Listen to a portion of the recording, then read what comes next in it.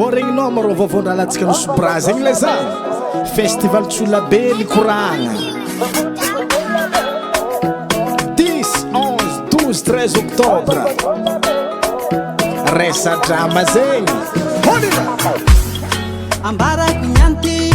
resaka Tsolabe fagnakoragna mitongava minety fa oraka be koneno sy boraha festival culturel ambiance sautisée. Le 10 et le 11, le 12 et le 13 bolam to ifwan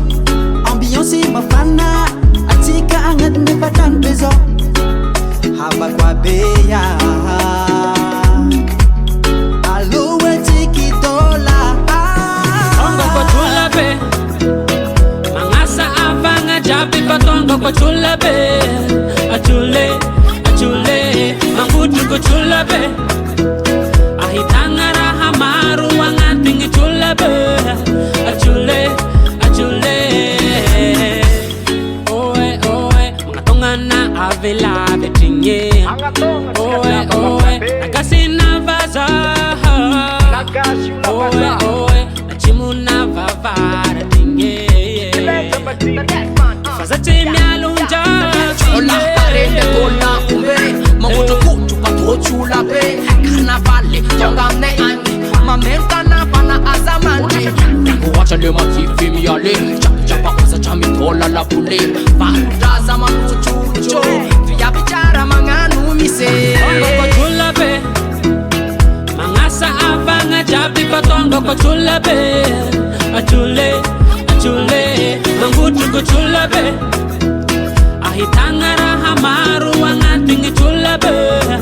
achule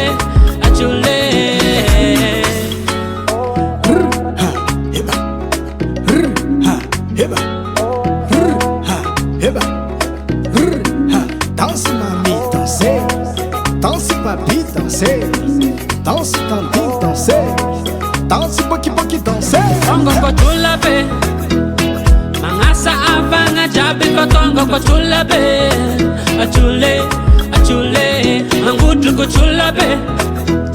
ahitangara hamaru wangatingi Tsolabe achule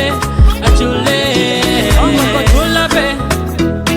mangasa avanga jabi patongo ko Tsolabe achule mangutu ko Tsolabe ahitangara hamaru wangatingi Tsolabe achule